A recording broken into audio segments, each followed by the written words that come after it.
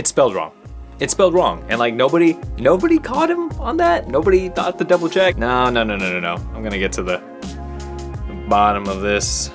Oh, it's an homage to another film with the same name. Except that one's spelled right. Wait. No? I don't know. I mean, it shows how big of a fan I am. I didn't know it was spelled wrong until the making of this video right now.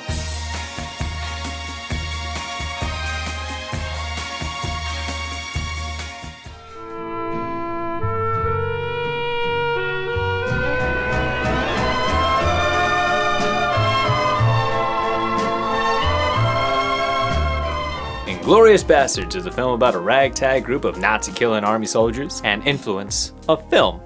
But we'll get into that. The background of this movie is that it almost didn't really happen at all. Yeah, the script got leaked ahead of time, and if that sounds familiar when bringing up Quentin Tarantino, it's because we would go on to see this pattern occur again. This is not the first time a script got leaked for him, and not the first time he threatened to not make a movie. Now, in terms of casting, Tarantino did a pretty good job of being a little faithful and getting a lot of like actual Jewish people to lead prominent roles, with the likes of Eli Roth, BJ Novak, and Sam Levine, and the French Jewish actress Mélanie Laurent. I'm so sorry. Playing our lead female protagonist, Shosanna. Nailed it. Don't correct me, just let me have this one. Now, yes, it is led by Brad Pitt, and throughout you do have a very heavy southern drawl, but I promise you, like, that's intentional. The southern drawl that his character has becomes like a plot point and is even like a running joke through various things that he says, so it's intentional. Now, the film's main antagonists are the Nazis. I knew as soon as I said it that I was really adding a lot of commentary there. I meant the main antagonist is Colonel Hans Landa. Honda? It's Hans Landa. I am breaking. I meant the film's main antagonist is SS Colonel Hans Landa, and he is cold and menacing throughout this movie. But again, we'll get to that. Stop rushing me. The cast is also filled with Michael Fassbender, Daniel Bruhl, and the rest of the bastards, Till Schweiger and Omar Doom. His name is Omar Doom. All bringing a lot to the table in terms of performances in this movie. Quentin Tarantino does a fantastic job, but you wouldn't really expect anything less. And now, on to that opening. Are you aware of the job I've been ordered to carry out in France? Yes. Please tell me what you've heard. The movie opens with a farmer just going about his business when off in the horizon he catches 3 Nazi military vehicles heading right for him. One of which is Hans Landa, who basically invites himself in order to have a discussion inside of his home. And this is where we get into the real meat of why this opening is so iconic and why this is such a great way to introduce a character, is because Hans presents himself honestly pretty pleasant. He's given a lot of compliments and he seems very, very friendly. But on the back end, there is this like eeriness to him where he's in somebody else's home and yet it feels as though he's in control there. Like that's his environment that he set up ahead of time before this family even arrived. There's a weird sense of dominance, and in doing that, he gives a lot of like awkward pauses, prolonged eye contact. It just feels off. And when we get into the conversation between him and the farmer one-on-one, this is where you really start to understand that Hans has a strategy here. This isn't just a conversation to him. This is a game. And the farmer, though his defenses are up and he seems to be stonewalled, he's caught. And there's really not a lot that he's able to do. By the time the tone switches and Hans isn't hiding behind pleasantries anymore, he's not hiding behind the conversation, you understand real quick why Hans Landa is like intelligent and terrifying, and he's using words alone to prove it. It's very powerful. I'm watching it and Christoph Waltz is just like perfect for the role. And when you watch it, you'll kind of feel what I'm feeling too. Tarantino thought so, and the director himself thought that he was perfect for the role. So much so that he's actually gone on record talking about how he almost thought this was like unplayable until he met Christoph Waltz. And then he liked his performance so much that he actually had him hold back during rehearsals. I got together with Christoph before we get to the big script reading where the whole cast is going to read. I go, look, Christoph, I don't want you to be bad at the script reading, but I want you to hold a lot back. You did. Yeah. I don't want them to think that they're getting a glimpse of who you're really going to be. So on a scale of 1 to 10, give me 6. And having him hold back until it was time for the cameras to actually roll, this is where you get such a more authentic feel because everybody he is bouncing off of is feeling that energy for the first time too. Now, doubling down on how well this movie introduces characters, we get the Bastards. Once we're in enemy territory, as a bushwhacking guerrilla army, we're gonna be doing one thing and one thing only: killing Nazis. The Bastards are introduced in 3 scenes. 2, if you really want to get technical, they kind of like intertwine between each other. But in these scenes alone, you understand that the Bastards have a reputation known throughout the Nazi German army. So much so that Adolf Hitler himself is aware of these guys, bit annoyed, and honestly kind of scared. The way Aldo Rain leads this group, the way he leads the Bastards, is all about leaving a message.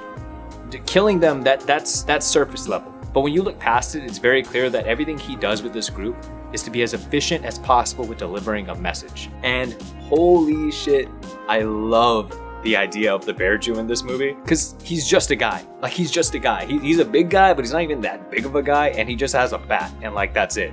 That's like enough for him to build a reputation, and it works. Like, just roll the clip. Actually, we're all tickled to hear you say that.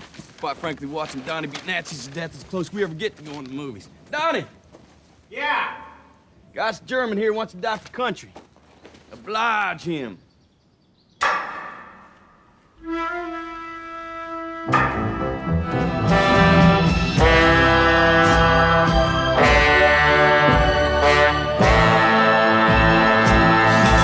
Now, if you're familiar with Quentin Tarantino's work, you know that he doesn't really like the whole traditional beginning, middle, and end plot points. So there are multi-stories running throughout.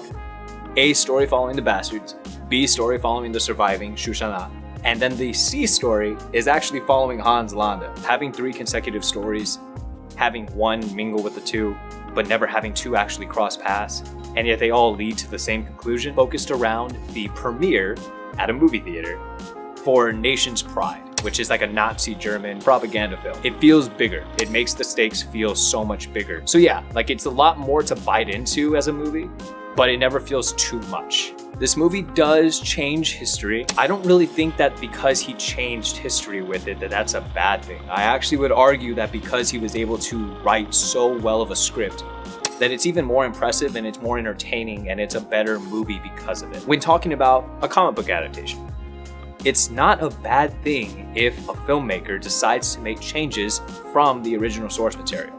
That does not immediately equal bad. What makes it bad is bad writing, bad acting, bad directing, bad lighting, bad shots, bad editing. But the idea of changing from the source is not immediately bad decision, because you can do it right. And here we have a scenario where he changes the way Hitler goes out, but he does so in a very satisfying and well-written and well-performed and amazing story. So if the movie isn't minute for minute for minute, beat for beat for beat, historically accurate, that shouldn't be considered a bad thing and a knock on the movie, when everything else is so well made. The movie never claimed to be a documentary in the first place. It's supposed to be escapism. It's supposed to be its own story. And I don't really have a Jewish background, nor do I have anybody in my life that's close enough to actually discuss a Jewish background. But I got a lot from that ending. I got a lot of satisfaction from the ending of that movie and how well it was told, that by the time you do get to it, it is very rewarding. So more power to you if you get even more from that ending. And don't worry about those who claim that this isn't historically accurate, so it's immediately trash.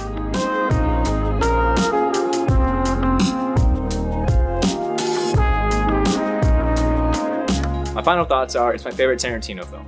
Yeah, you can argue Pulp Fiction, you can argue Django Unchained, you can argue Kill Bill, you can even argue Once Upon a Time in Hollywood.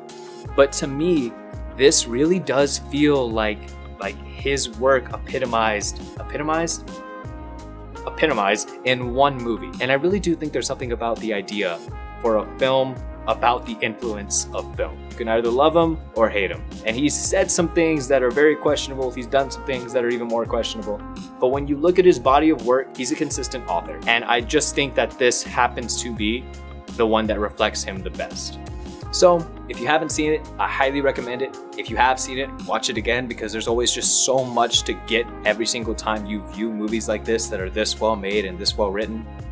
Give yourself that chance and go through it one more time. You're gonna catch something new, I promise. Alright, thank you for hearing me out. Do all the YouTube things, like, share, subscribe, and leave a comment down below because I love to know what you think of this movie. It's not a review, it's a discussion. I like to keep it that way. Until then, bye.